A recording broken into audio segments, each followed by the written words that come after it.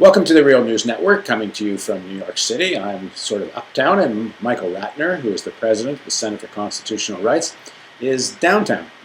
And you may ask, why is he downtown? And I'm uptown because Michael Ratner and the Center for Constitutional Rights has been one of the leading institutions fighting for releasing the memorandums and helping to expose what's been happening in terms of illegal torture and the whole issue of the American Constitution. Thanks for joining us, Michael. It's good to be with you, Paul. So bring us up to date. Where do things stand today? That's a big question. But today is an important day. But the last couple of weeks have been very important. I mean, the center has pushed since the last 4 to 6 months, maybe the last 4 years actually, for prosecution of the torture conspirators, beginning at the top: Bush, Cheney, Rumsfeld, Tennant, and the lawyers. We were looked at as outsiders. In the last few weeks, that movement toward prosecution and commissions, but I think particularly toward prosecutions, has moved forward very, very rapidly. I think a couple of key events, roadmarks on the way, were the release of the 4 memos by President Obama. That was a major step, a courageous step. Those memos really showed U.S. officials at the highest levels designing a torture program in its most minute detail. Now, Michael, why do you call it a courageous step? Wasn't he actually told he had to do that by a judge, partly as a case launched by you and the ACLU? You know, it's a Freedom of Information Act case. He certainly could have appealed whatever that decision was. He released the memos in an almost unredacted form with names in them, with all kinds of details. I think he could have taken a stiffer position.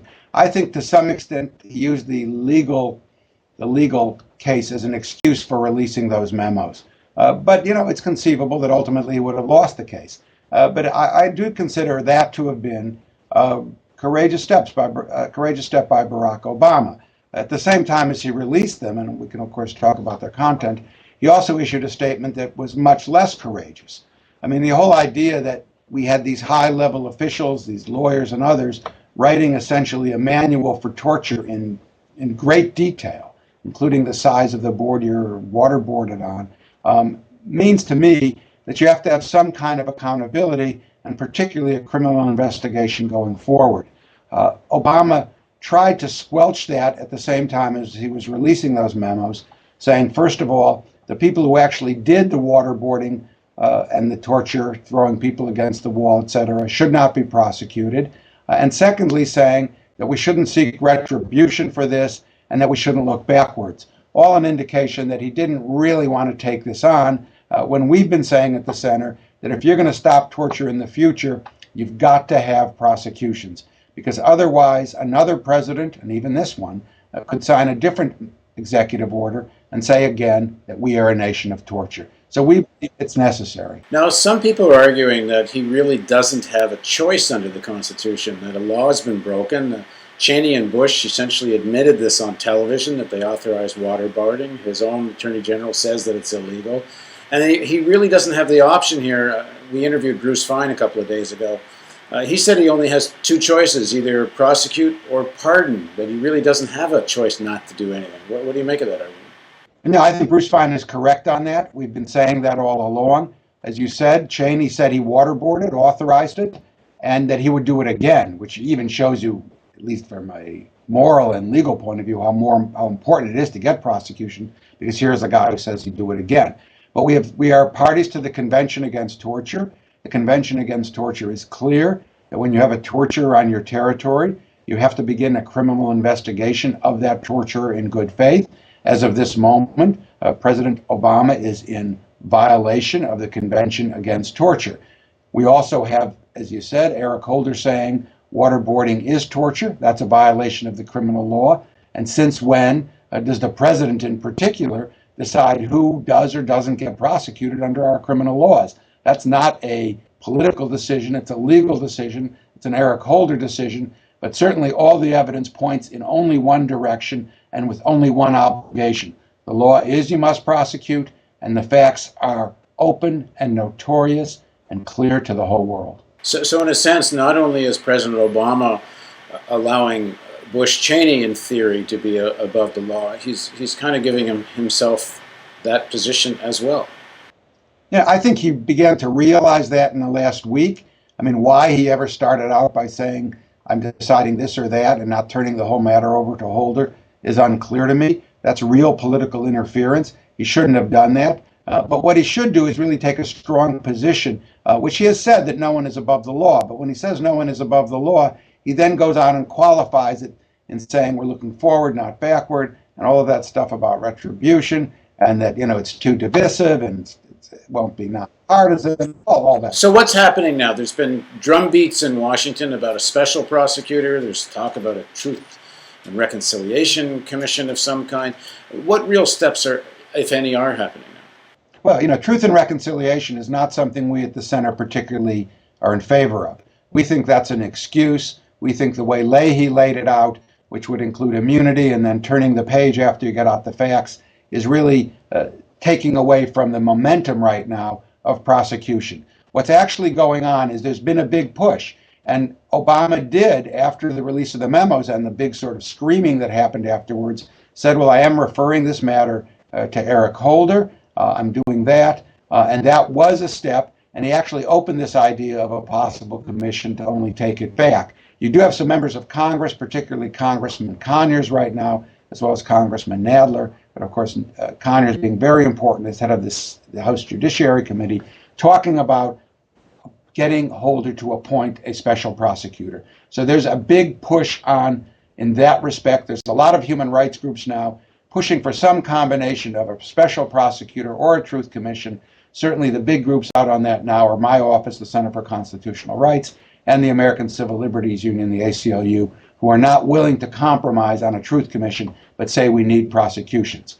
I think the other issue here that's going on, which is very critical, is this movement has grown, particularly as the memos have come out, and as the Senate Armed Services Committee came out with an over 200-page report, really nailing Donald Rumsfeld and the lawyers that supported him in the Rumsfeld Techniques torture program. Those two facts in the last 10 days have had a big influence. And the third one that happened a couple of weeks ago, but that has renewed itself today, is the Spanish prosecutions.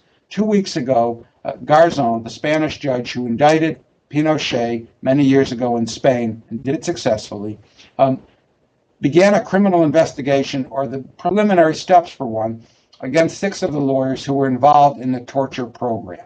It's been bounced around in the Spanish courts, and the Attorney General said something negative about it. But in the end, the investigating judges in Spain are very independent and have a lot of power. Today, to my great surprise and to my great happiness would not be the right word, but it's a great moment. Today, Judge Garzón issued a 10-page opinion opening a formal criminal investigation, a preliminary one, but nonetheless a criminal investigation into the torture at Guantanamo. It could be a very broad investigation. As we speak, for all we know, arrest warrants might have been issued throughout Europe already. We don't know, but it's a serious one. It's one that the U.S. is going to have to take seriously with 2 major effects. One, it puts a huge amount of pressure on President Obama to begin our own U.S. prosecutions, because the only way, and it's not necessarily legal way, I mean, it's not required, but the only way to get the Spanish to back off of it might be if we begin our own prosecutions or investigation, and the Spanish see that that's being done in good faith, and that they don't have to or don't need to do it. So that's one effect. And the other one, of course, is the effect on the torture conspirators, whether it's 10 or 20, whatever the number. Those people are sitting in the United States, and right now it's conceivable, not necessarily likely, but conceivable, that Judge Garzón has already issued arrest warrants for the torture conspirators. And if he hasn't done it yet, he may do it shortly. There may be indictments in a period of months. At that point, Spain, as part of the European Union, not only will issue its own arrest warrants, but under European rules, 25 or 27 countries in the EU, including Spain, may well be required to issue their own arrest warrants. And the people in the United States who are the torture conspirators must have and should have great fear of ever stepping foot in Europe. They could easily wind up in a Spanish jail. I mean, Garzón is serious. He's proved his seriousness in the Pinochet case. He's proved his seriousness in very heavy prosecutions of Basque terrorists. He is someone who you have to take, not with a grain of salt, but as someone who could actually get this job done. So we've seen in the last 2 weeks really a major push toward accountability through criminal prosecutions. And I think that will not be lost on the Barack Obama administration. I would suspect that within the next couple of weeks, we may well see a formal referral of the torture conspiracy, the torture program, to Eric Holder to determine whether or not to appoint an independent counsel or prosecutor. Thanks very much for joining us, Michael. Thank you for having me, Paul. And thank you for joining us on the Real News Network.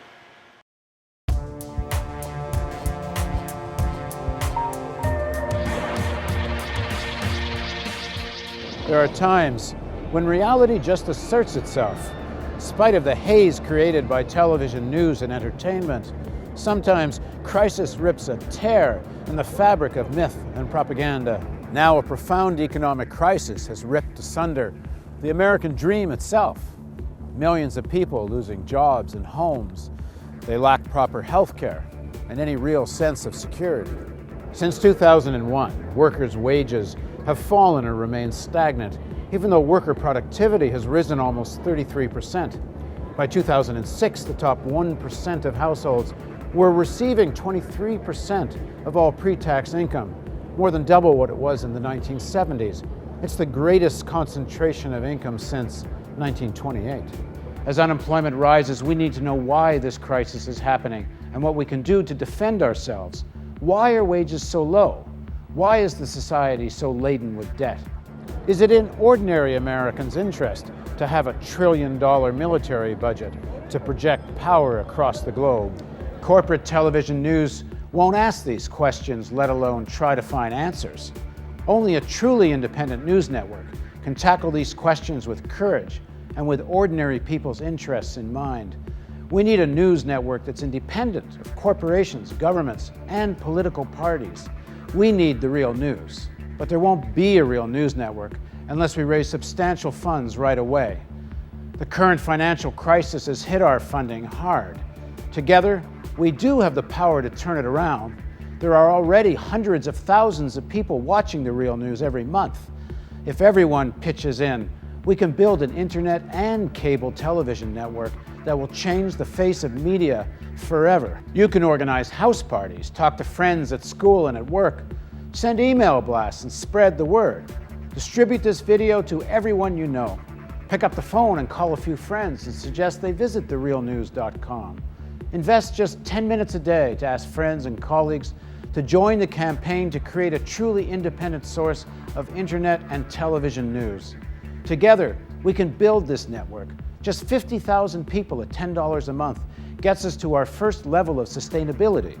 You can help us reach this goal, and when we do, we'll move to television in millions of homes across North America. Help us reach an audience in the millions.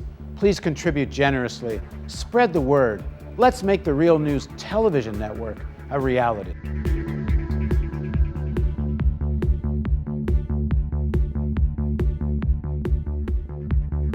Your tax-deductible donation makes it possible. Please contribute at therealnews.com.